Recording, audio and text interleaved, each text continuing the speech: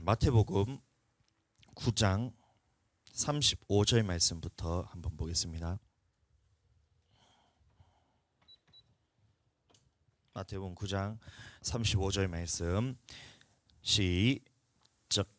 예수께서 모든 성과 촌에 두루 다니사 저희 회당에서 가르치시며 천국 복음을 전파하시며 모든 병과 모든 약한 것을 고치시니라. 아멘. 이것이 예수님이 우리에게 오신 목적입니다. 세 가지 예수님이 오신 목적에 대해서 제가 매번 말씀드린 것 같은데, 첫 번째로는 우리 죄를 사하기 위해서 그 피를 흘리기 위해서 십자가를 지시기 위해서 우리 죄를 사하기 위해서 그렇게 오셨던 것이고, 두 번째는 이 천국 복음을 전하기 위해서 우리에게 오셨다는 것입니다. 그럼 그전에는 천국 복음이 없었나? 그것이 아니라 모세를 통해서 이미 주었는데 사람의 교훈으로 그것을 다 가려서 사람들에게 보이지 않았다는 거예요.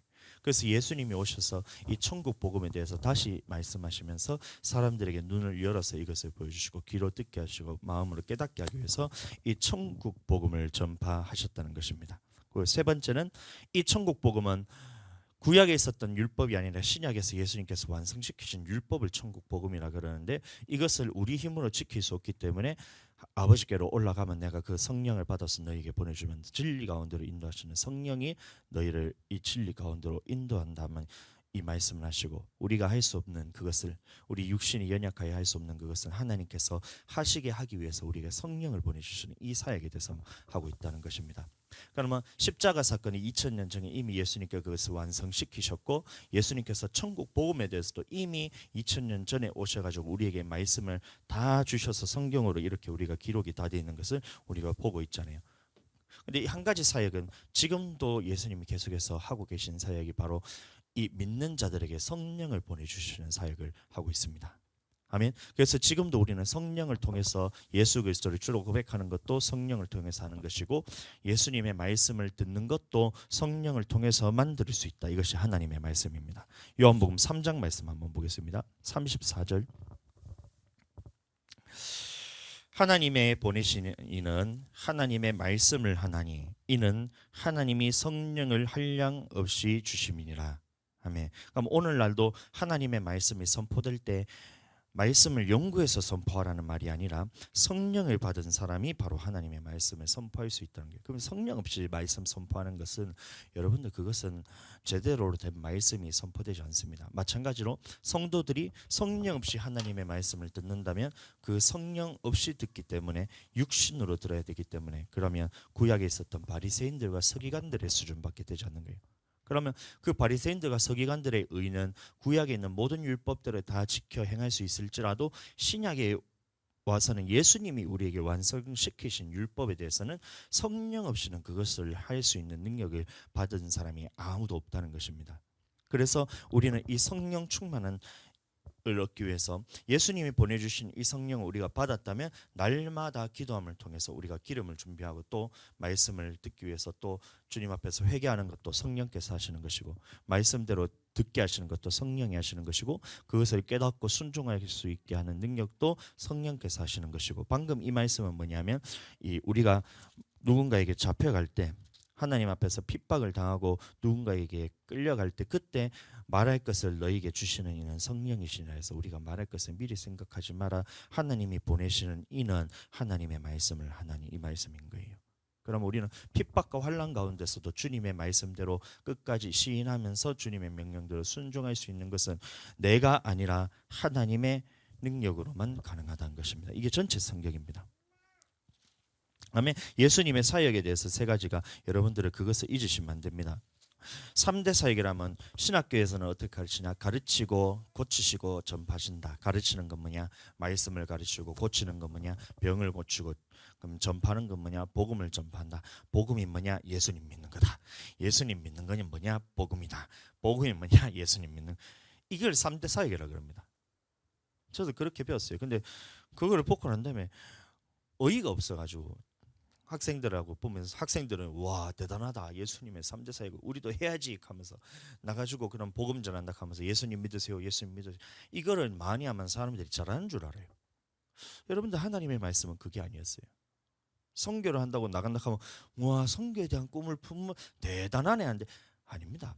하나님의 3대 사역을 여러분들 예수님의 십자가를 통해서 그 피에 대해서 우리가 전해야 되는 것이고, 첫 번째는 그래서 예수님의 죄 사하게 하는 그 예수님을 소개시켜서 죄에 대해서 고백하고 예수님 믿게 만드는 것이 우리가 첫 번째 전하는 것이고, 두 번째는 그 예수님 믿은 사람에게 반드시 하나님의 말씀을 전해서 그 사람을 하나님의 사람으로 만들어 가야 된다는 거예요. 그러면 이 천국 복음에 대해서 알지 못하면 여러분들 선교하러 나가서 다 하는 짓이 뭐냐 하면 뭘 하고 있는 말이에요. 선교하러 나가서 모든 선교사님이 다 그렇다는 것이 아니라 이 천국 복음에 대해서 모른다면 예수님 믿으세요, 예수님 믿으세요 여기서 더 나가지 못한다는 겁니다. 그러면 예수님의 말씀으로, 그럼 예수님이 말씀하신 완성시키신 이 율법에 대해서 알지 못한다면 선교한다면서 배나 지옥자식 만들어서 예수님 믿는다는 이름은 가졌는데 그 속에는 전부 다 예수님 믿었으니까 구원받았으니까 삶에 있어서는 하나님의 말씀을 깨닫지 못하고 듣지 못하고 눈을 가려서 더 악한 사람으로 만드는 것이 오늘날 많은 교회와 또 목회자들과 선교사님이 하는 일이라는 거예요. 근데 이것이 오늘날만 있는 것이 아니라 예수님 시대부터 있었고 그 전에 구약 시대도 있었고 태초의 아담 때부터 그 일이 계속해서 지금까지도 진행되고 있다는 것입니다. 그게 바로 성경에서 기록하고 있는 말씀들이라는 거예요. 자, 그러면 우리는 어떻게 해야 되느냐? 자, 다시 마태복음 9장 33절 말씀, 35절 말씀. 예수께서 모든 성과 촌에 두루다니사 저희 회당에서 가르치시며 천국 복음을 전파하시며 모든 병과 모든 약한 것을 고치시며, 이 천국 복음에 대해서 먼저 알아야 된다는 것입니다. 그럼 이 천국 복음이 뭐냐? 요한복음 6장 63절 말씀 보시면 이것은 예수님이 우리에게 이른 말이 바로 영이고 생명이라 말씀하고 있어요. 살리는 것은 영이니 육은 무익하니라. 내가 너에게 이른 말이 영이요 생명이라. 그러면 이 말씀대로라면 예수님이 우리에게 하신 말씀이 바로 영이고 생명이다. 그러면 천국 복음이 뭐냐? 우리 영혼의 천국으로 들어갈 수 있게 하는 그 생명의 말씀이 바로 천국 복음인데, 예수님이 우리에게 말씀하시는 천국은 누가 들어가고 지옥은 누가 가게 되고 천국은 누가 들어가고 지옥은 누가 가게 되고, 이 말씀을 전체 우리 마태복음을 보시면 그 말씀만 쭉 나오거든요. 고치고 치유하고 그 다음에 십자가에 달린 사건 외에는 전부 다 예수님이 천국은 누가 가고 지옥은 누가 가냐, 이 말씀에 대해서 다 기록이 되어 있어요. 그래서 18편의 설교를 통해 예수님이 다 기록하고 있는데 그 중에 가장 핵심이 바로 마태복음 5장에 나오는 이 산상수훈의 말씀입니다. 그래서 팔복에 대해서 말하는 것을 제일 먼저 말씀하시는 것이 예수께서 5장 1절, 마태복음 5장 1절, 예수께서 무리를 보시고 산에 올라가 앉으시니 제자들이 나온지라. 아멘. 입을 열어 가르쳐 가라사대, 이 말씀을 시작하는 거예요. 그러면 이 말씀만 봐도 우리는 반드시 교회를 나가야 된다. 예수님 믿는 사람은 그냥 고백만으로 천국 가는 것이 아니라 반드시 하나님의 택하신 장소인 교회로 인도하여 내신다는 말씀이 요한에 다 들어가 있잖아요. 그러면 이게 구약의 율법에서도 마찬가지로 하나님께서는 택하신 백성을 그냥 내버려 두시는 것이 아니라 반드시 광야로 이끌어내서 그곳에서 하나님의 율법을 받아서 한 사람을 택해서, 선지자를 택해서, 모세를 택해서 한 사람을 택해서 생명의 도를 전해서 우리에게 주던 이것에 대해서 지금 예수님이 완성시키셨다, 이 말씀을 하고 있다는 거예요. 사도행전 7장 36절 말씀부터 36절 37절 말씀 보겠습니다. 이 사람이 백성을 인도하여 나오게 하고 애국과 홍해와 광야에서 40년간 기사와 표적을 행하였느니라. 이스라엘 자손에 대하여 하나님이 너희 형제 가운데서 나와 같은 선지자를 세우리라 하던 자가 곧 이 모세라. 그러면 모세가 선지자였다는 거예요. 그러면 선지자가 하는 일이 뭐냐? 이 생명의 도를 받아 전해주었던 역할이라는 것이 바로 선지자였다는 겁니다. 38절, 시내산에서 말하던 그 천사와 및 우리 조상들과 함께 광야 교회에 있었고 또 생명의 도를 받아 우리에게 주던 자가 바로 이 사람이라는 거예요. 그럼 모세가 했던 것이 생명의 도를 받아서 우리에게 주었다. 그럼 이 생명의 도가 그러면 바로 시내산에서 우리에게 주었던 그 율법의 말씀을 의미한다는 겁니다.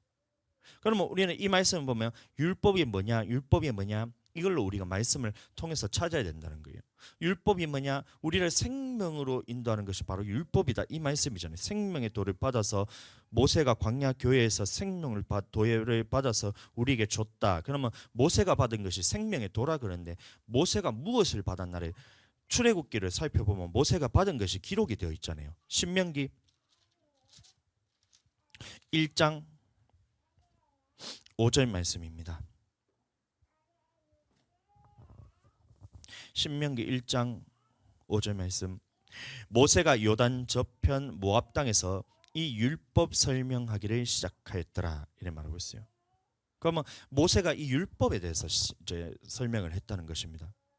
그럼 이 말씀은 그 광야 생활 다 끝나고 난 다음에 40년 광야 생활이 끝난 후에 모세가 다시 율법에 대해서 설명을 하는 장면이고, 그럼 처음 율법을 받았을 때는 그 율법이 어디서 선포되면 출애굽기 19장에서 말씀을 보시면 5절 말씀부터 세계가 다 내게 속하였나니 너희가 내 말을 잘 듣고 내 언약을 지키면 너희는 열국 중에서 내 소유가 되겠고 너희가 내게 대하여 제사장 나라가 되며 거룩한 백성이 되리라. 너는 이 말을 이스라엘 자손에게 고할지니라. 모세가 와서 백성의 장로들을 불러 여호와께서 자기에게 명하신 그 모든 말씀을 그 앞에 진술하니 백성이 일제히 응답하여 가로되 여호와의 명하신 대로 우리가 다 행하리이다. 모세가 백성의 말로 여호와께 회복하매 이런 말고 있죠. 그러면 모세가 시내산에서 전하는 이 말씀을 아직까지 말씀을 전하기 전인데도 백성들을 다 행하리이다 다 행하리이다 이래 말씀을 했다는 거예요. 그러면 이게 우리가 예수님 처음 믿을 때 처음 사랑을 가지면 하나님의 말씀을 알든 모르든 일단 주님의 말씀을 듣기 전에 우리 마음 가운데는 처음 사랑이 부어져서 어떤 말씀이든 순종하겠습니다. 이게 제일 첫 번째로 우리에게 주어졌던 그 구원의 역사의 시작이잖아요. 그럼 예수님 믿은 이 처음 사랑은 언제 뺏기게 되냐면 말씀을 듣고 난 다음에 마귀가 오면 이것을 다 빼앗아가게 된다는 겁니다. 20장 말씀 보시겠습니다. 하나님이 1절 말씀 20장 1절 하나님이 이 모든 말씀으로 일러 가라사대라고 말하면서 그 다음에 하는 말씀이 10계명에 대해서 나오고 21장 내가 백성 앞에 내 세울 율례는 이러하니라 율례에 대해서 23장까지 말씀이 쭉 나오고 24장에 보면 시내산 언약을 다시 체결을 합니다. 24장 3절 말씀 모세가 와서 여호와의 모든 말씀과 그 모든 율례를 백성에게 고하매 그들이 한 목소리로 응답하여 가로되 여호와의 명하신 모든 말씀을 우리가 준행하리이다. 아멘. 이제 모든 말씀에 대해서 다 들었다는 거예요. 아직까지 규례는 선포되지 않았습니다. 제일 처음에 십계명에 대해서 선포하고 두 번째는 율례에 대해서 선포하고 그 다음에 성막제라는 말씀이 그 다음에 나옵니다. 자, 그 다음 말씀 계속 보겠습니다. 자, 계속해서 4절 모세가 여호와의 모든 말씀을 기록하고 이른 아침에 일어나 산 아래에 단을 쌓고 이스라엘 12지파대로 12기둥을 세우고 이스라엘 자손의 청년들을 보내어 번제와 소로 화목제를 여호와께 드리고 모세가 피를 취하여 반은 여러 양푼에 담고 반은 단에 뿌리고 언약서를 가져 백성에게 낭독하여 들림에 그들이 가로되 우리가 여호와의 모든 말씀을 우리가 준행하리이다. 이 모든 말씀이라는 것이 여러분들 동그라미 치셔야 됩니다. 어떤 말씀을 하고 어떤 말씀을 안 하는 것이 아니라 여호와의 말씀을 들어봤을 때 이것은 다 할 수 있는 말이거든요. 그러니 백성이 듣고 보니 여호와의 모든 말씀 우리가 행하겠습니다 이렇게 하니 그제서야 모세가 8절 말씀 보시면 그 피를 취하여 백성에게 뿌려 가로되 이는 여호와께서 이 모든 말씀 다시 동그라미 쳐주세요. 모든 말씀에 대해 너희가 세우신 언약의 피니라 이렇게 언약식을 체결을 합니다. 그래서 모세가 시내산에서 받은 율법이라 했을 때는 처음에는 십계명 그 다음에 율례가 나오고 그 다음에 25장 8절 말씀 보시면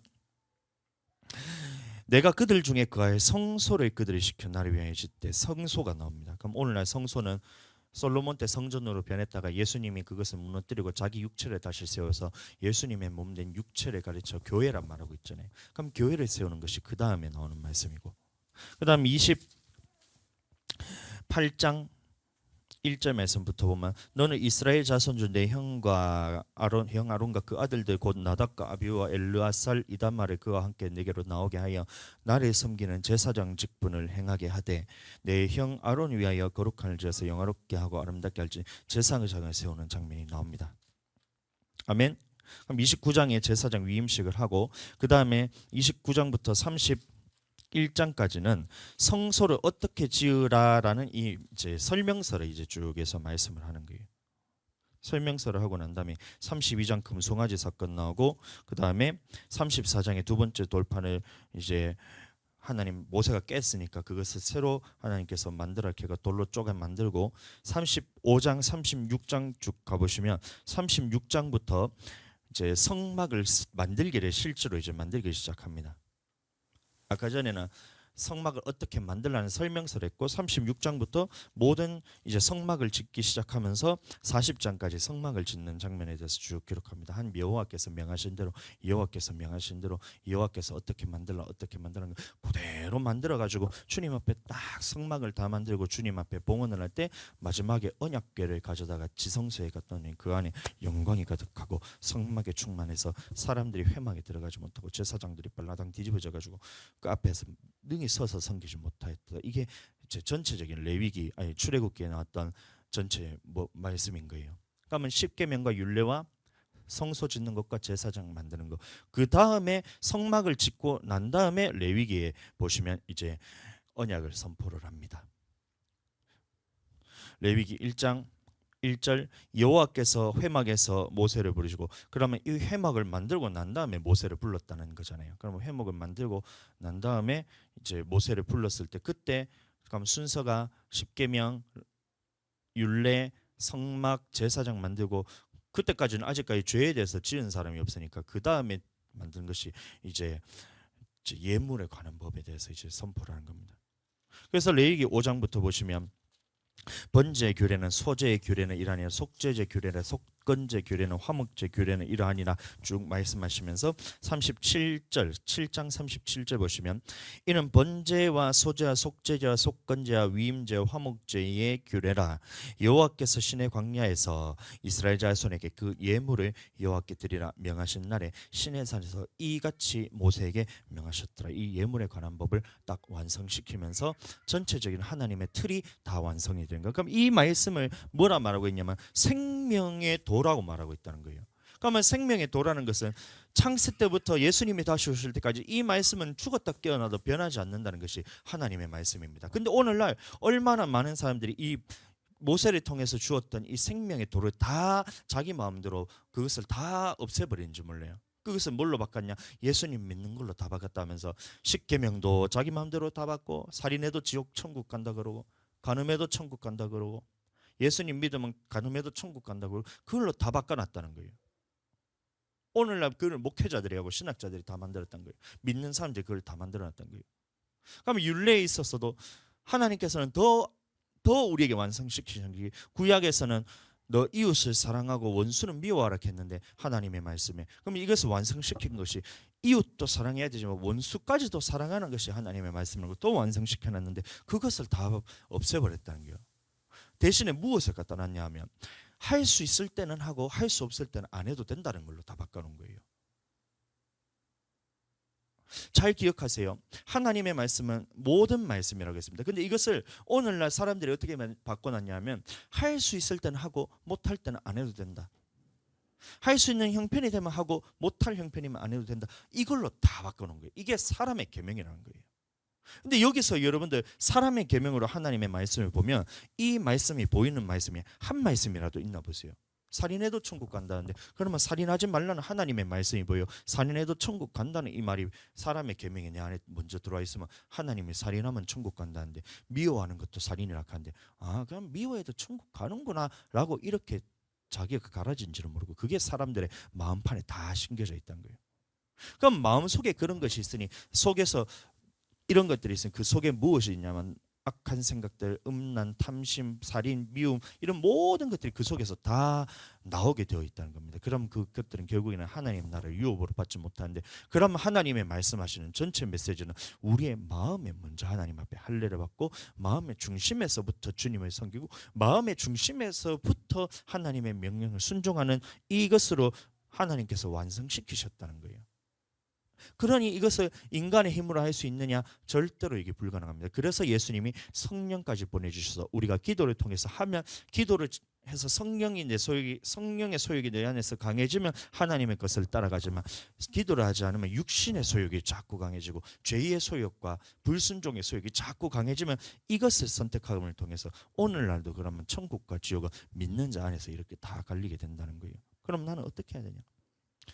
주님의 모든 명령에 순종하겠습니다. 주님의 모든 명령을 듣고 우리는 살겠습니다. 천국 복음대로 그 말씀대로 행하며 살겠습니다. 하는 사람은 여러분들 하나님께서 그 믿음을 계속해 주시고 말씀에 믿는 믿음을 주시고 행할 수 있는 능력을 주시고 상황과 환경을 다 그것을 주님께서 해결해 주시겠다. 이게 하나님의 말씀이란 거예요. 그런데 한 번 해서 될 것이 아니라 죽을 때까지 우리는 그것이 계속돼야 된다는 거예요. 이 우리가 보면 믿음의 단계가 있으면 그 걸어가는 길 동안 항상 평탄한 길만 있는 것이 아니라 항상 마귀는 우리에게 미혹해서 마태복음 13장 말씀 한번 보겠습니다. 13장 19절 말씀 보세요. 아무나 천국 말씀을 듣고 깨닫지 못할 때나 악한 자가 와서 그 마음에 뿌려온 것을 빼앗나니 이는 곧 길가에 뿌리는 자요. 이런 말하고 있어요. 그러면 천국 말씀을 들었을 때는 반드시 누가 와서 그것을 빼앗냐 하면 마귀가 와서 이것을 반드시 빼앗게 되어 있다라고 말하는 겁니다. 이게 지금. 아멘. 이 말씀을 잘 보세요. 천국 말씀을 듣고 깨닫지 못할 때는 악한 자가 와서 그 마음에 뿌리온 것을 빼앗나니, 이 말을 하면 여러분들 그러면 나는 이것을 들었을 때 말씀을 듣고 깨닫지 못하면 악한 자가 와서 마음에 뿌린 것을 빼앗구나 이렇게 생각하면 여러분들 그 대비를 할 수가 없는 거예요. 이 말이 무슨 말이냐면 하나님의 천국 복음이 뿌려지면 반드시 마귀는 이 영원히 천국 갈 것을 알기 때문에 반드시 마귀가 와서 내 안에서 이것을 빼앗아 가게 되어 있다는 거예요. 그래서 우리가 기도를 통해서 말씀을 지키고 매일 피차 권면하여 마음이 강팍해 됨을 면하라 그랬잖아요. 그러면 매일 기도하지 않고 매일 말씀을 통해서 이 권면을 받지 않으면 매일 마귀가 여러분들 마음에 와서 빼앗아 가려고 계속해서 여러분들을 공격한다는 거예요. 근데 그 이유가 누가복음에 보시면 더 분명하게 놓은 게 누가복음 8장 말씀 한번 보겠습니다.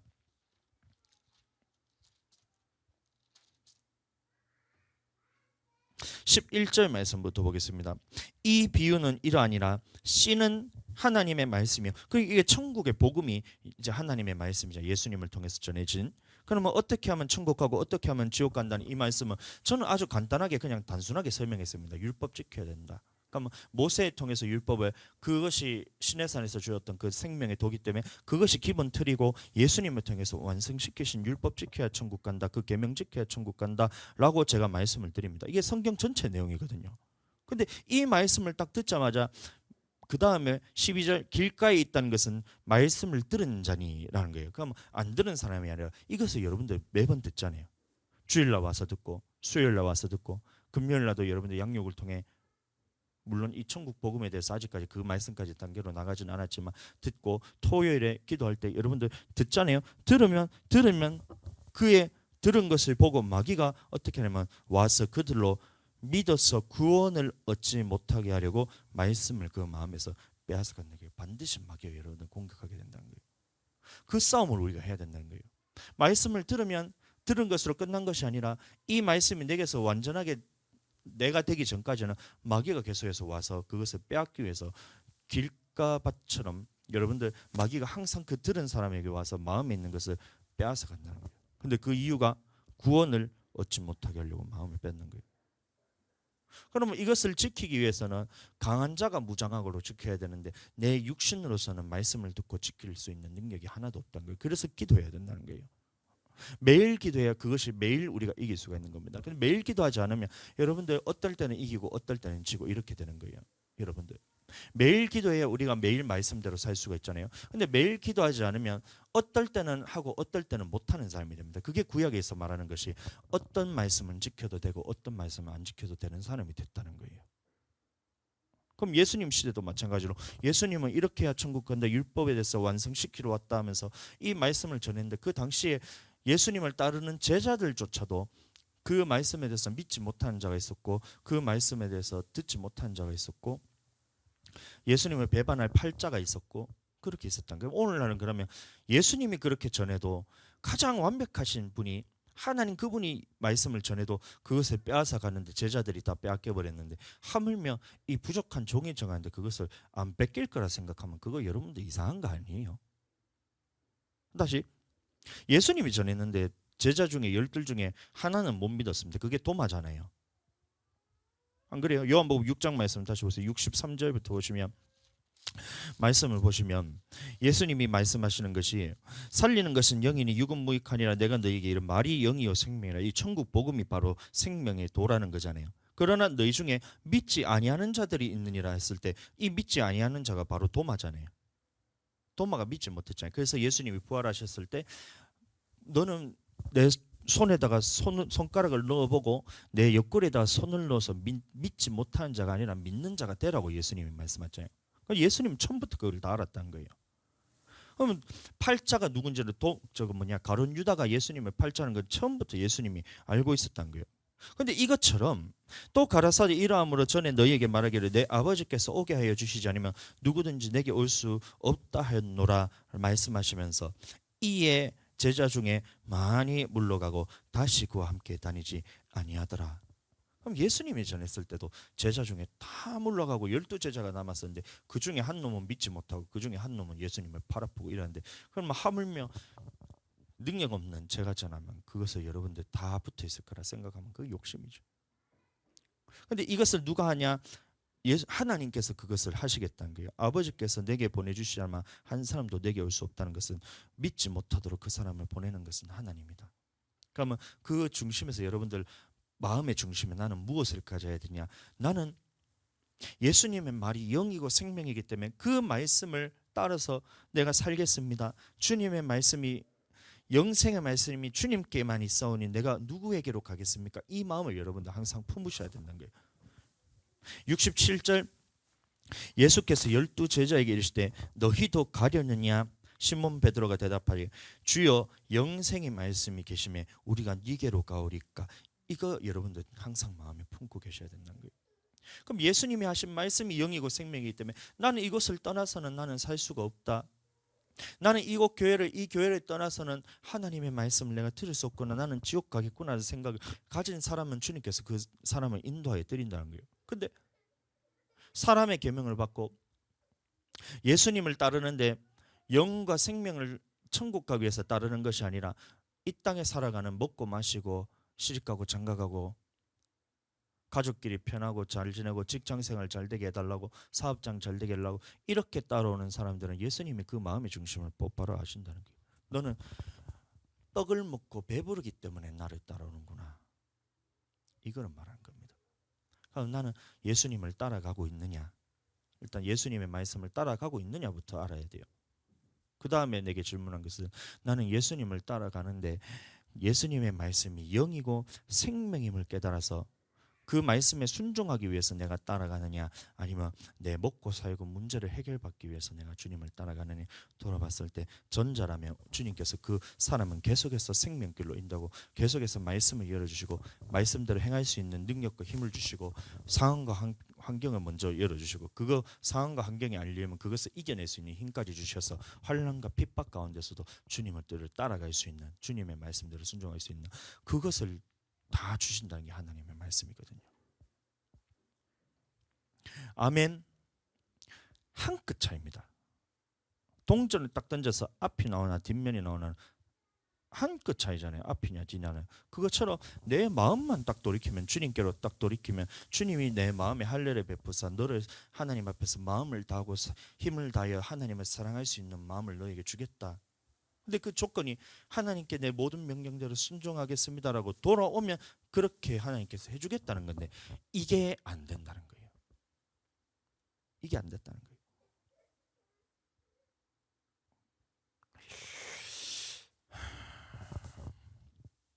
자, 에스겔서 말씀 보겠습니다. 에스겔서 19, 20장 말씀 보겠습니다. 우리는 예수님을 믿게 하신 목적과 이유가 천국 가기 위해서 우리를 예수님 믿게 하셨다. 여러분들 그 중간 과정에 빠지면 그건 가짜입니다. 9절 말씀부터 한번 보겠습니다. 그러나 내가 그들의 거하는 이방의 목전에서 그들에게 나타나서 그들을 애굽 땅에서 인도하여 내었었나니 이는 내 이름을 위함이라. 내 이름을 그 이방인의 목전에서 더럽히지 않으려 하여 행하였음이로다. 그러므로 내가 그들로 애굽 땅에서 나와서 광야에 이르게 하고. 자, 그러니까 이 보세요. 처음에 하나님께서 애굽 땅에서 건져내시면 반드시 어디로 가게 하냐면 광야로 이끌게 한다는 겁니다. 교회로 나오게 하셨다는 얘기입니다. 그 다음에 광야에서 우리에게 주신 것이 11절 말씀 사람이 준행하면 그로 인하여 삶을 얻을 내 율례를 주며 내 규례를 알게 하였고 그래서 규례와 율례를 주셨던 거예요. 율례란 것은 우리가 삶으로 행해야 될 법이고 규례는 물질로 행해야 될 법이 규례라는 겁니다. 이것을 행하면 삶을 얻을 것이고 네가 이것을 행하지 않으면 반드시 죽임을 당할 것이라는 이 말씀을 우리에게 줬던 거예요. 오늘날로 말하면 예수님 믿는 사람을 반드시 교회를 이끌어내서 이곳에서 어떻게 하면 천국 가고 어떻게 하면 지옥 간다. 그럼 천국 가기 위한 방법은 우리의 몸으로 행해야 될 것이 있고 물질로 행해야 될 것이 있다는 것을 예수님이 완성시켰다는 거예요. 그것을 마태복음 전체 보시면 다 기록이 되어 있고 누가복음에는 특히 물질에 관한 법에 대해서 자세하게 예수님이 다 기록해 놨어요. 그래서 산상수훈을 모르면 복음서에 대해서는 아예 알지 못하고 예수님이 제자들이 썼는 게 바로 나머지 저거잖아요. 신약 성경이잖아요. 그 말씀에 대해서 산상수훈에 대해서 알지 못하면 여러분들 말씀을 하나도 모릅니다. 11절 다시 보세요. 사람이 준행하면 그로 인하여 삶을 얻을 내 율례를 주며 내 규례를 알게 하였고 또 나는 그들을 거룩하게 하는 여호와인 줄 알게 하려 하여 내가 내 안식일을 주어 그들과 나 사이에 표징을 삼았었노라. 아멘. 그래서 하나님께서 이 안식일에 하는 것이 우리를 거룩하게 하시겠다는 거예요. 삶을 그래서 이 주일은 뭐냐면 한 주 동안에 살아왔던 삶과 물질을 주님 앞에 나와서 주님 앞에 드리는데 우리가 주님 앞에서 살지 못했던 것은 이 주님의 앞에서 말씀을 통해 듣고 깨닫고 다시 돌이킬 수 있는 날이 주일이라는 겁니다.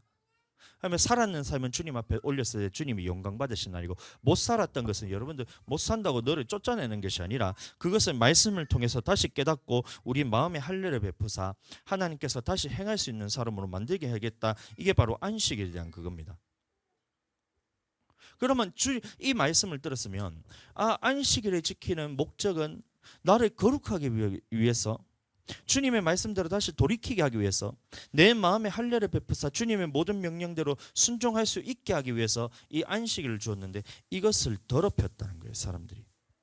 13절 그러나 이스라엘 족속이 광야에서 내게 패역하여 사람이 준행하면 그로 인하여 삶을 얻을 나의 율례를 준행치 아니하며 나의 규례를 멸시하였고 나의 안식일을 크게 더럽혔으므로 내가 이를 내가 내 분노를 광야에서 그들 위해 쏟아 멸하리라 하였으나 내가 내 이름을 위하여 달리 행하였었나니 내가 그들을 인도하여 내는 것을 목도한 열국 앞에서 내 이름을 더럽히지 않게 하려 하였음이로라.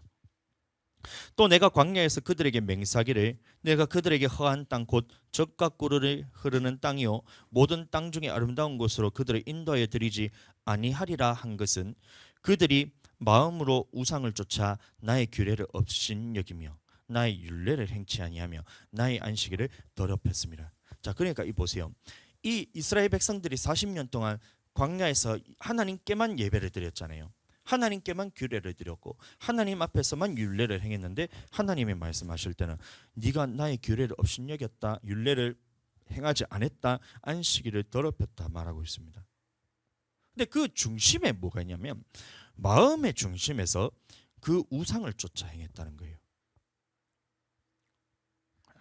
이러니까 예수님이 다시 오셔서 천국 복음에 다시 말씀하시기를 네가 겉으로만 그렇게 지켜서 행할 것이 아니라 속에 있는 마음의 법까지도 너희는 지켜야 된다. 중심에서부터 주님 앞에 율례를 행하고 중심에서부터 주님 앞에 규례를 더러운 것 드리지 말고 주님 앞에 귀한 것을 드리고 중심에서부터 안식일을 기억하여서 거룩하게 여겨라. 이건데 이거를 하지 않았다는 거예요.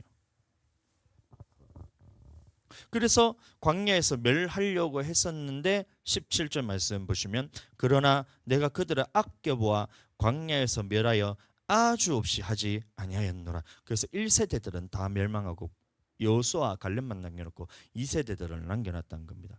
그럼 2세대들이라서 그냥 나이가 어린 사람이 아니라 이 2세대들은 여호와의 모든 명령대로 순종하여 행할 수 있는 그 세대들을 남겨놨다는 거예요. 1세대들은 하나님 앞에서 광야에서 한 사람도 남김없이 다 멸망을 받았습니다. 근데 2세대들은 보시면 이 가나안 땅을 정복할 때 모세의 명한 모든 명령, 그 여호수아 명하는 모든 명령대로 순종하는 삶을 살아요. 그럼 남겨놨다는 말은 악한 사람을 남겨놓은 것이 아니라 1세대는 악한 사람들이기 때문에 다 멸했지만 2세대들은 그 40년 광야 생활 동안에 모세를 통해서 철저하게 훈련을 받고 또 먼저 죽은 1세대들을 보면서 본을 받잖아요. 그래서 이 본을 보면서 말씀이 너무 길어진데 이것을 보고 기억을 했다는 거예요. 기억을 했다. 자, 어떤 말씀을 기억했냐면 먼저 고린도전서 10장 말씀부터 한번 보겠습니다. 고린도전서 10장 1절부터 보겠습니다. 형제들아, 고린도전서 10장 1절, 이것을 기억하라는 겁니다. 형제들아, 너희가 알지 못하기를 내가 원치 아니하노니 니들이 알고 있지만 더 잘 알아야 된다, 이 말인 겁니다. 우리 조상들이 다 구름 아래 있고 바다 가운데로 지나며 모세에게 속하여 다 구름과 바다에서 침례를 받고 다 같은 신령한 식물을 먹으며 다 같은 신령한 음료를 마셨으니 이는 저를 따르는 신령한 반석으로부터 마셨음에 그 반석은 곧 그리스도시라. 그러나 저희의 다수를 하나님이 기뻐하시 아니하신 고로 저희가 광야에서 멸망을 받았느니라.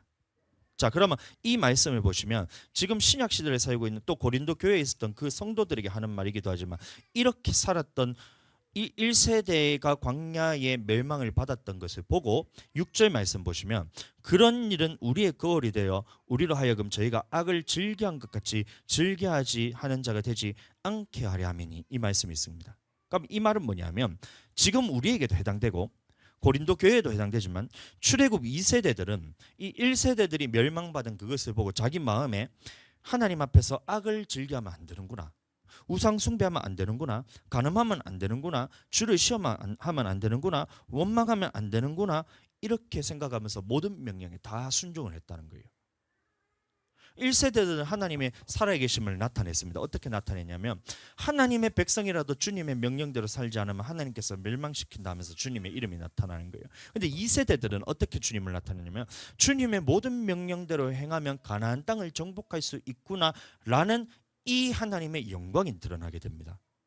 그러면 나를 통해서 주님의 영광이 드러나는데 하나님의 영광은 여러분들 빼앗기지 않습니다. 근데 내 영광을 어떻게 드러나느냐? 첫 번째는 1세대들과 같이 멸망을 통해서 하나님의 이름이 드러나든지 아니면 주님의 명령에 순종해서 주님의 영광 받으시는 그 삶을 통해서 주님의 영광이 드러나든지 두 가지가 함께 나타나게 되는 거예요. 잘 기억하셔야 돼요. 나를 통해서 어떤 영광이 나타나느냐? 하나님의 영광은 빼앗기지 않습니다. 내 찬송을 우상에게 주지 않고 다른 사람에게 주지 않는다잖아요. 내 영광을 빼앗기지 않는다잖아요. 그럼 하나님의 영광은 언제든지 드러나게 되어 있다는 것인데 그 영광이 드러날 때에 첫 번째로는 멸망받는 사건을 통해서 하나님의 크신 이름으로 네가 그렇게 하나님의 백성이라 할지라도 주님의 이름을 드러내지 않았을 때는 하나님께서 너를 멸망시킴을 통해서 이방 사람들이 보고 두렵고 떨림으로 하나님의 영광이 나타나는 거예요. 두 번째는 주님의 모든 명령대로 순종할 때 하나님께서 행하시는 축복과 이런 것들을 통해서 하나님께서 영광을 받으시고 무엇을 선택하겠냐, 이 말인 겁니다. 11절, 저희에게 당한 이런 일이 거울이 되고 또한 말세를 만난 우리의 경계로 기록되었느니라. 아멘. 그래서 말세를 만난 우리의 경계로 기록되었게 됐고 고린도 교회에 보내는 그 성도들도 이 사람들을 경계하기 위해서 준 것도 있지만 출애굽 2세대들도 이 1세대들이 하는 모습들을 보면서 그 경계를 통해서 어떤 명령이든 주님 앞에서 순종하는 자가 되는 거예요. 그게 보시면 여호수아 보시면 이제 말씀이 쭉 나오는데, 자, 1장 6절부터 한번 보겠습니다.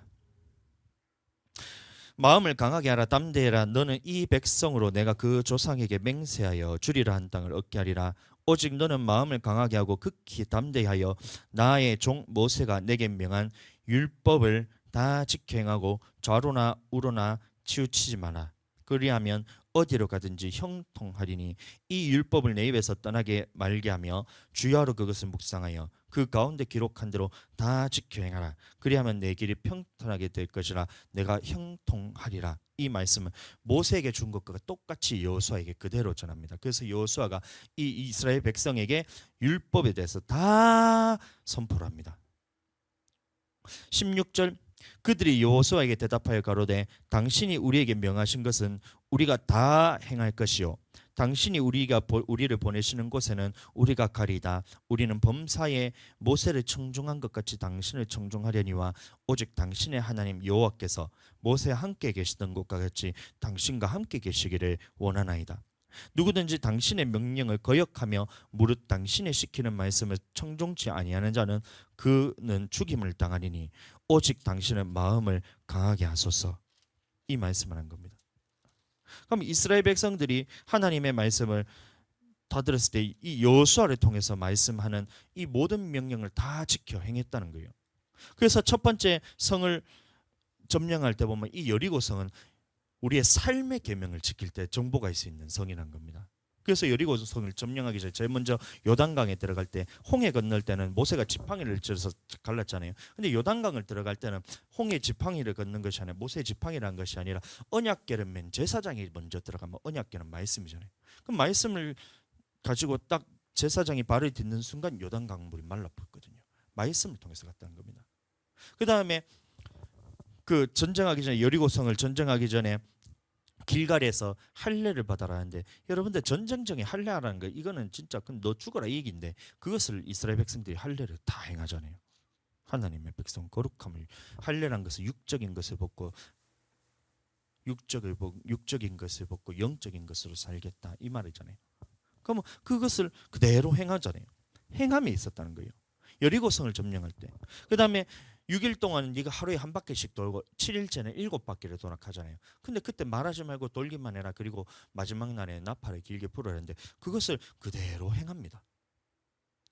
그러니까 여리고성이란 것은 우리가 하나님 앞에서 지켜야 될 삶의 규례에 대해서 율례에 대해서 전체적으로 이스라엘 백성들이 하나도 빠짐없이 다 행했더니만 하나님께서 그 난공불락의 요새였던 그 여리고성을 무너뜨려 속에서부터 무너뜨려가지고 그 성을 점령하겠다는 천국은 그렇게 들어간다는 거예요.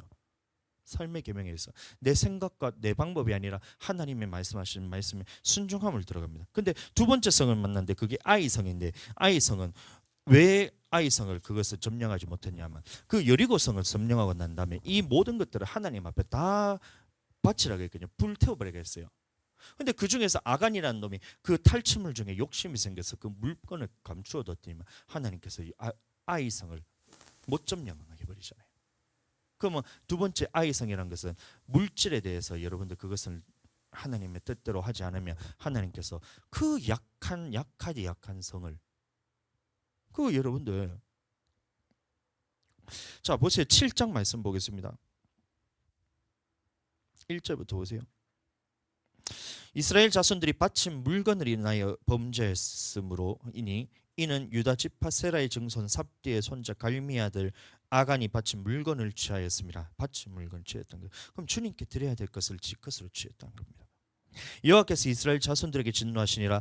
여호수아가 여리고에서 베델 사람을 베델 동편 벳 아엔 곁에 있는 아이로 보내며 그들에게 일러 가로되 올라가서 그 땅을 정탐하라 하매 그 사람들이 올라가서 아이를 정탐하고 여호수아께로 돌아와서 그에게 이르되 백성을 다 올라가게도 말고 2-3천 명만 올라가서 아이를 치게 하소서.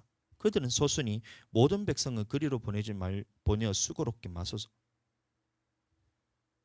여리고성은 여러분들 이스라엘 백성들이 다 때려덤벼도 못 점령하는데 주님이 명령대로 했더니만 그게 점령됐습니다. 근데 아이성은 2-3천 명만 가서 점령할 수 있는 그런 자그마한 성인데 하나님 앞에서 물질에 있어서 하나님께 바친 물건을 쥐었더니 여러분들 3천 명이 올라갔다가 아이 사람 앞에서 그것이 다 쫓겨났잖아요. 그러니까 보세요. 주님 앞에 들어갈 수 있는 방법에서 첫 번째는 율례, 두 번째는 규례입니다. 그럼 이 두 가지 하나님 앞에서 율례란 것은 삶으로 섬겨야 될 법이 있고 물질에 대해서 섬겨야 될 법이 있는데 둘 중에 하나라도 여러분들 어기면 천국은 들어갈 수 없다는 겁니다. 이게 하나님의 말씀인 거예요. 그게 예수님의 말씀이 마태복음 보면 5장 21절부터 완성시키신 율법에 대해서 말하는데 완성시킨 율법에도 보면 첫 번째가 몸으로 섬겨야 될 법이 있고 두 번째가 물질로 섬겨야 될 법이 있다는 거예요. 그럼 이것을 자세하게 성경 전체적으로 말하면 자 조금 더 말씀을 들어보겠습니다. 마태복음 5장 21절 옛사람에게 말한 바 살인치 말라 누구든지 살인하면 심판을 받게 되리라 하였던 것은 너희가 들었으나 나는 너희에게로는 형제에게 노하는 자마다 심판을 받게 되고 형제에 라가라는 자는 공회에 잡히게 되고 미련한 놈이라는 지옥불에 들어가게 되리라. 이 말씀에서 완성시킨 마음의 법까지도 지키라는 게 예수님인 거예요. 그러면 천국에 들어가기 위해서는 우리는 마음의 중심에서부터 형제를 미워하는 것이 없어야 되고 누구에 대해서 중화하거나 노하거나 싸우거나 이거를 욕을 하거나 그런 게 없는 사람이 들어가야 되는데 다만 그 일을 했을 때 기억나거든. 예배 드리기 전에 와서 먼저 사화하고 오면 그건 된다. 이게 예수님의 법이란 겁니다. 그럼 신약에 왔을 때도 거기서 어렵지 않잖아요. 성내면 지옥각 하면 우린 그건 어렵습니다. 근데 성냈을 때 그 형제랑 원망받을 일이 기억나거든. 형제랑 사과하고 예배 드리라. 그럼 주님이 다시 예배자로 받아줄게. 이게 예수님의 말씀이잖아요. 그거는 할 수가 있잖아요. 생각 안 나면 어쩔 수 없는 기고. 근데 생각이 났을 때 사람이 저 멀리 있어서 그러면 어쩔 수 없잖아요. 그거는 우리가 뭐 찾아가 가지고 뭐 30년 전에 내가 30년 전에 막 초등학교 다닐 때 애하고 싸웠는 게 기억나. 그거 여러분들 그렇게 하는 게 아니라 그거는 이제 방언으로 기도할 때 주님 앞에서 이미 다 우리가 해결이 되잖아요. 그 성령 안에서 기도하면 다 해결이 될 문제잖아요. 근데 기억이 났을 때 지금 뭐 그러면 지금에 있어서 말이에요. 지금에 있어서 예수님 믿고 지금에 있어서 뭐 예를 들어서 했을 때 생각나는 사람이 있으면 누군가 나에게 잘못을 했을 때 용서하면 되잖아요. 용서에 대해서 내가 용서하나 마냐가 아니라 주님께 그 재판권을 넘겨드리고 주님께서 하실 일이라고 그것을 주님의 심판에 맡겨드리고 나는 그 사람의 죄에 대해서 안 쓰면 되잖아요. 그거 할 수 있도록 하는 것은 성령께서 해주신다 이거잖아요. 그 여리고성을 정리하는 방법과 똑같다는 겁니다. 근데 이걸 내 힘으로 하는 것이 아니라 주님 그렇게 하겠습니다 하면 그 마음에서부터 하나님이 할 수 있는 힘을 주시고 기도할 때 또 할 수 있는 힘을 주시고 상황과 항편을 열어주셔서 먼저 그 사람이 사과하는 이런 역사도 나타나고 그래 되는 겁니다. 못할 게 없다는 거예요. 다 할 수 있다, 다 할 수 있다, 다 할 수 있다 이게 돼야 된다는 겁니다. 아멘. 오늘날 하나님의 말씀 신약에 와서 예수님이 완성시키신 마음의 법까지도 다 지킬 수 있다, 다 지킬 수 있다, 다 지킬 수 있다 해야 그래야 사람들이 지킬 수 있는 사람이 되는데 오늘날 많은 목회자들이 못 지킨다, 못 지킨다, 못 지킨다. 예수님의 말씀 어떻게 다 지키나? 못 지킨다, 못 지킨다 사람들한테 얘기하는 거예요. 사람의 교훈으로 삼아서. 그러면서 안 지켜도 천국 갈 수 있다. 안 지켜도 천국 갈 수 있다. 예수님 믿기만 하면 천국 간다. 주로 고백했으니 너는 구원받았다. 이러면서 사람의 교훈을 그다가 딱 막아버렸으니까 하나님의 말씀이 이제 더 이상 보이지가 않는 거예요. 돌이켜라는 얘기입니다. 돌이켜라는 얘기. 돌이켜라.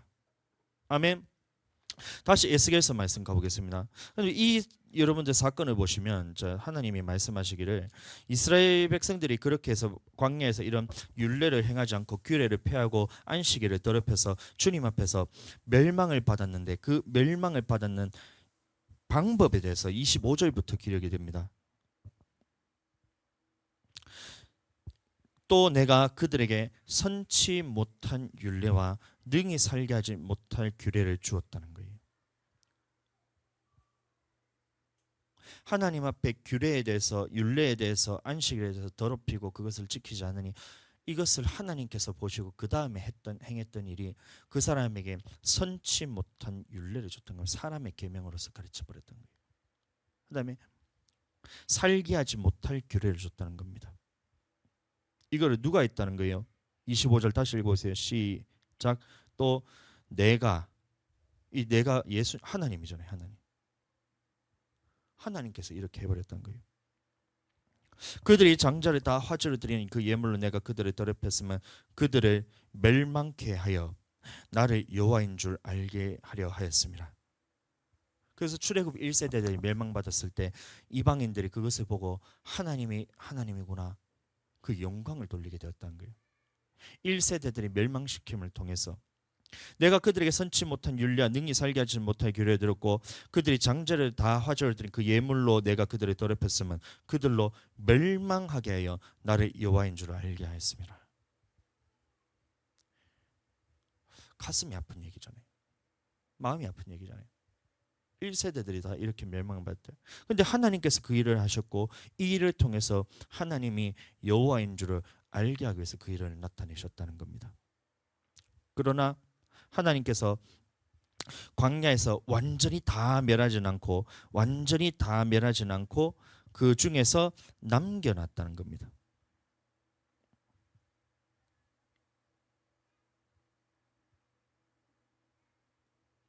21절부터 보겠습니다. 그러나 그 자손이 내게 패역하여 사람이 준행하며 그로 인하여 삶을 얻을 나의 율례를 쫓지 아니하며 나의 규례를 지켜 행하지 아니하였고 나의 안식일을 더럽혔는지라. 이에 내가 이르기를 내가 광야에서 내 분을 그들 위에 쏟으며 내 노를 그들에게 이루리라 하였으나 내가 내 이름을 위하여 내 손을 금하이고 달리 행하였나니 내가 그들을 인도하여 내는 것을 목도한 열국 앞에서 내 이름을 더럽히지 아니하려 하였음이라. 그래서 1세대들은 멸망시켰지만 그 남은 자손들은 남겨두었다는 거예요.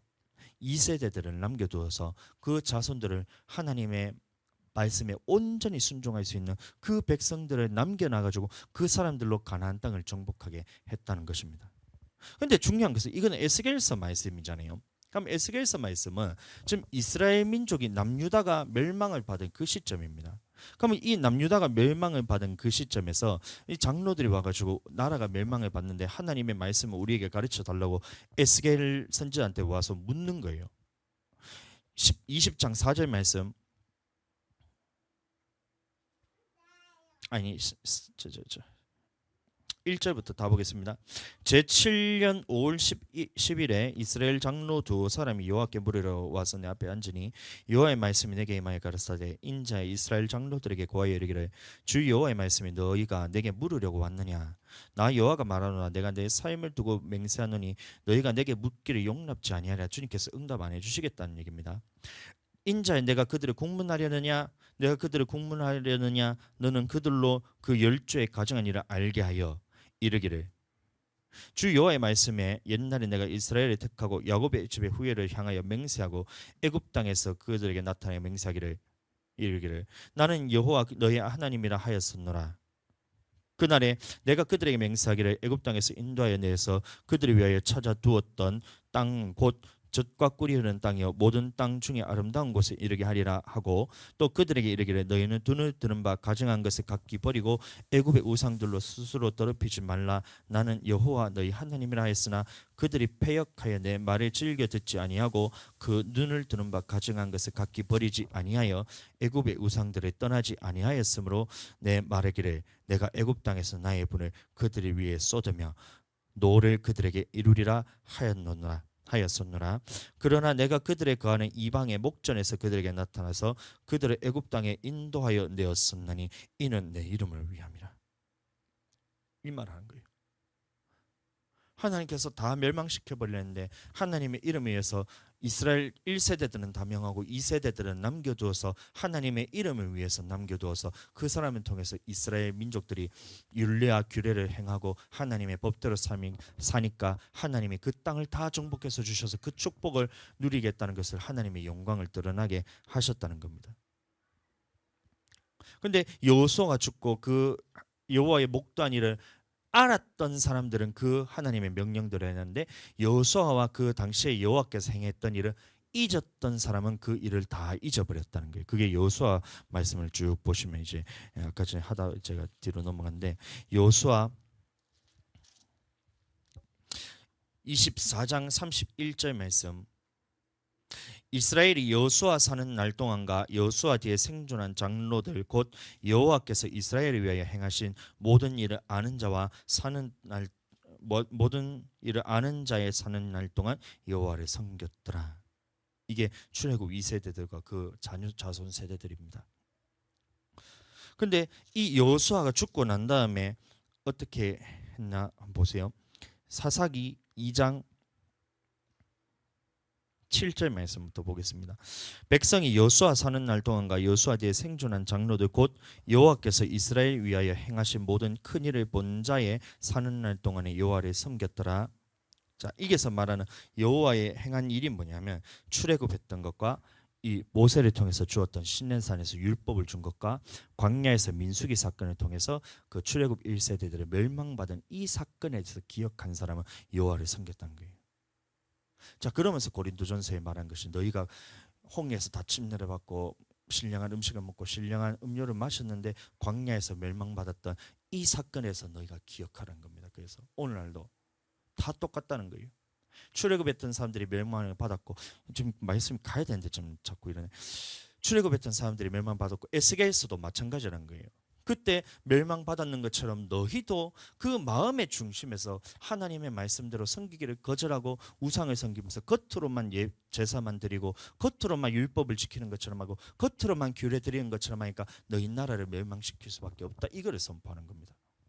좀 이따 다시 보겠고 10절 말씀, 그 세대 사람도 다 그 열조에게로 돌아갔고 그 후에 일어난 다른 세대는 여호와를 알지 못하며 여호와께서 이스라엘을 위하여 행하신 일도 알지 못하였더라. 그러니까 이 사건은 10가지 재앙을 통해서 주님의 애굽에서 건져낸 사건, 광야에서 시내산에 가는 길 동안 마라부터 시내산까지 가는 그 주님이 보호하심을 경험하고, 시내산에서 주님이 명령하신 이 율법에 대해서도 다 기억하고, 시내산에서 부터 40년 광야 생활하는 동안 멸망받은 이 사건을 기억하지 않았다는 거예요.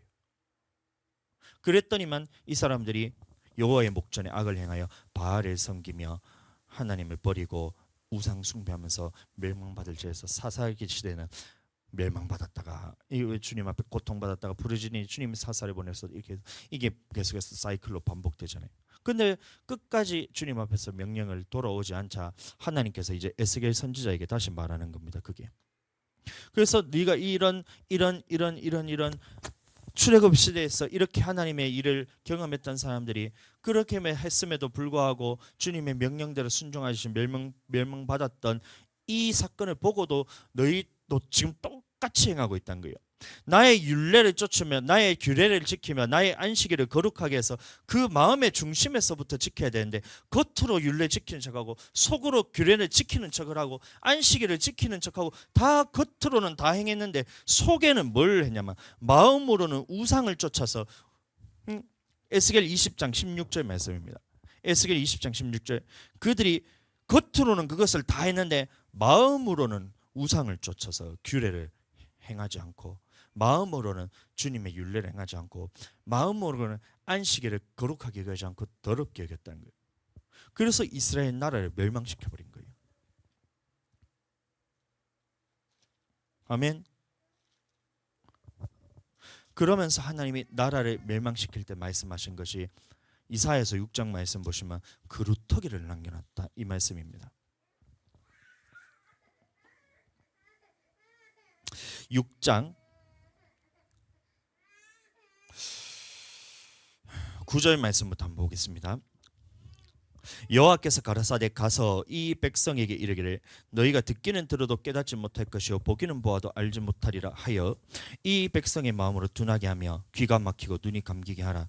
염려컨대 그들이 눈으로 보고 귀로 듣고 마음으로 깨닫고 다시 돌아서 고침을 받을까 두려워하노라.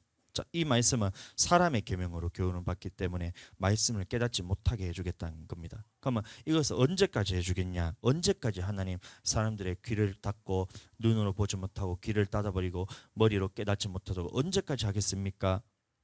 11절, 내가 가로되 주여 어느 때까지니까 대답하시되 성읍들은 황폐하여 거민이 없으며 가옥들에는 사람이 없고 이 토지가 전폐하게 되며 사람들이 여호와께 멀리 옮겨서 이 땅 가운데 패한 곳이 많을 때까지니라. 그 중에 10분의 1이 오히려 남아있을지라도 이것도 삼키운 바 될 것이나 밤나무 상수리 나무가 배임을 당하여도 그 그루터기는 남아있는 것 같이 거룩한 씨가 이 땅의 그루터기라. 하나님께서 나라를 멸망시킬 때도 그루터기를 남겨놨던 거예요. 그러면 남아있는 사람이 신학교에서 어떻게 하시냐면 노인들, 병든 자들, 어린 아이들, 힘없는 자들 이런 사람만 남겨놨다는데 그것이 아닙니다. 노인들은 여러분들 70년 지나면 다 죽잖아요. 그럼 남겨놨다는 말이 무슨 말이냐면 주님 앞에서 이 출애굽 2세대처럼 1세대의 멸망받은 사건을 보고 다시 돌이켜서 주님의 모든 명령대로 다시 순종하겠습니다, 온전히 주님 앞에 내가 복종하겠습니다 라는 사람만 남겨놓겠다 이 말인 거예요. 아멘. 그래서 70년이란 기간이 다 지났을 때 이스라엘에서 돌아오는 포로 귀환했을 때 그 사람들의 마음의 중심은 주님의 모든 명령대로 다 행하겠습니다. 출애굽 2세대들처럼 1세대 멸망받는 것 보고 모든 율례에 다 행하겠습니다, 모든 규례대로 다 행하겠습니다, 안식일을 기억하여 거룩하게 지키겠습니다 라고 했던 이 사람들이 남아서 포로 귀환을 하게 되는 거예요. 아멘. 자, 그런데 중요한 것은 말라기서 보시면 그 사람들도 마음의 중심에 어떤 마음이 있었냐 한번 보겠습니다. 말라기 2장 9절 말씀. 말라기 2장 9절 말씀. 너희가 내 도를 지키지 아니하고 율법을 행할 때에 사람에게 편벽되이 하였으므로 나도 너희로 모든 백성 앞에서 멸시와 천대를 당하게 하였느니라 하시니라. 예, 말하고 있던 거예요. 이 바리새인들이 그 당시에 출애굽했을 때 돌아왔던 사람들입니다. 근데 그 마음의 중심에는 율법을 행하기는 행하는데 사람에게 보이기 위해서 편벽되게 했다. 외식하면서 겉으로는 다 지켰는데 속의 중심에는 여전히 출애굽했던 그 사람들과 같이 마찬가지로 또 멸망받을 때 사람들과 마찬가지로 이 출애굽에서 아니 이제 바벨론 포로식에 돌아왔던 사람들도 율법을 지키기는 다 지키는데 그 마음의 중심에는 주님 앞에서 그 도를 지키지 않았다는 거예요. 자, 3장 13절 14절 말씀 보겠습니다. 여호와가 이르노라 너희가 완악한 말로 나를 대적하고도 이르기를 우리가 무슨 말로 주를 대적하였나이까 하는도다. 이는 너희가 말하기를 하나님을 섬기는 것이 헛되니 만군의 여호와 앞에 그 명령을 지키며 슬프게 행하는 것이 무엇이 유익하리요. 지금 우리는 교만한 자가 복되다며 악을 행하는 자가 창성하며 하나님을 시험한 자가 화를 면한다 하노라 함이라. 이 말하는 거예요. 자, 그러니까 바리새인들이 율법을 다 지켜 행했다는 겁니다. 서기관들 바리새인들은 겉으로 율법으로는 흠이 없는 자들이었잖아요. 그럼 겉에 율법은 다 지켰는데 속에는 무엇이 있었냐면 하나님을 섬기는 게 헛되다. 그 명령을 지키면서 환난과 핍박이 왔을 때 그것을 참고 견디면서 말씀 지키는 게 무엇이 유익하냐. 이게 그 마음의 중심에 있었던 겁니다. 우리 마음을 돌아봐야 된다는 거예요. 주님의 명령을 주님이 다시 오실 때까지 그 말씀을 들었을 때 한 번 듣고 지키는 끝나는 것이 아니라 그 말씀을 지키겠습니다 한다고 끝나는 것이 아니라 말씀을 지키는데 내가 할 수 있을 때뿐만이 아니라 내가 못할 때라도 주님의 능력으로 그것을 해야 되는 것이고 내가 이 말씀 지키는 것 때문에 환난과 핍박이 오더라도 그 말씀을 지켜야 되는 이게 예수님이 우리에게 하신 말씀인데 그것을 하지 못하도록 사람들이 했던 거예요. 겉으로 지켜도 돼. 그래 말씀대로 순종해야지. 그래 주일날 주일 성수해야지. 그래 말씀대로 지키며 살아야지. 근데 할 수 있는 것까지 해. 이렇게 했다는 거예요. 야 그래 주님 말씀대로 지키며 살면 주님이 축복 주시잖아. 물질의 축복도 주시고 삶에 대해서 축복도 주시잖아. 그러니까 할 수 있을 때까지는 해. 근데 너에게 핍박이 오는데 그것을 지키는 게 그게 뭐가 유익하냐. 적당히 하고 피곤하면 안 해도 되고 응? 물질로 어려운 겪을 것 같으면 그냥 주님 거 도둑질 해도 되고 할 수 있는 거는 하고 주님의 말씀을 모든 명령 지키라는 거 에이 주님이 너희를 구원하셨는데 그게 뭐가 유익하냐. 이미 구원받았는데. 이게 말라기 시대에 제사장들이 가르쳤다는 거예요.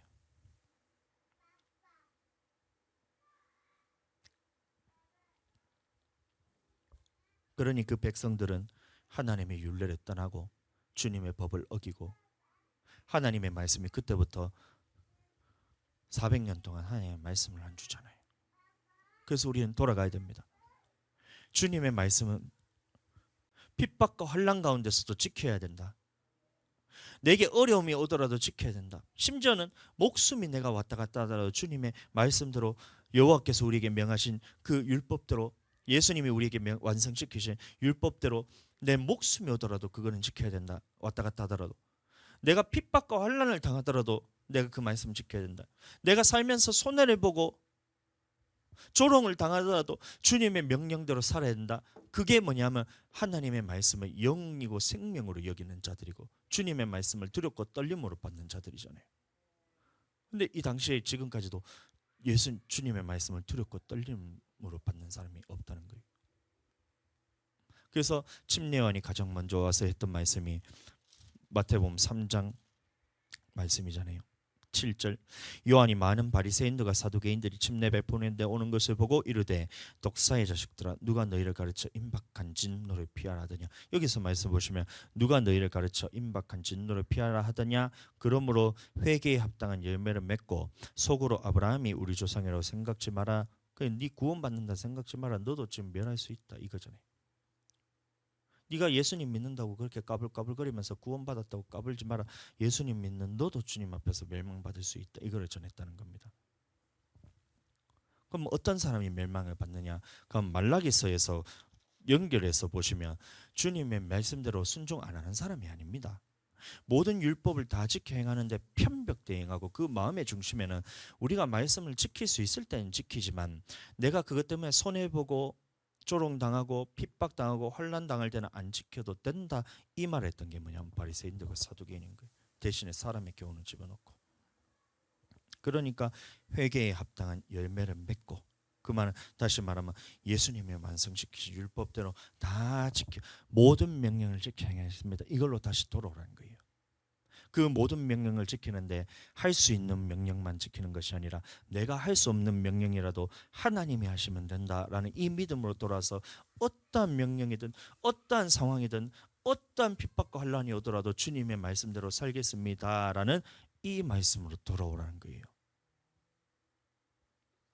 그 사람에게는 계속해서 하나님의 말씀도 주시고 힘도 주시고 상황도 열어주고 환경도 열어주시고 그거 안 열릴 때는 그거를 이길 수 있는 힘도 주시고 해서 주님의 나라로 들어가게 해주겠다는 겁니다. 그런데 보시면 이 말씀을 전했잖아요. 침례요한이 전했을 때 이 사두개인들 바리새인들이 돌이켜야 되는데 돌이키지 않아요. 그래서 이 말씀을 동일하게 23장에 가시면 예수님이 똑같이 얘기합니다.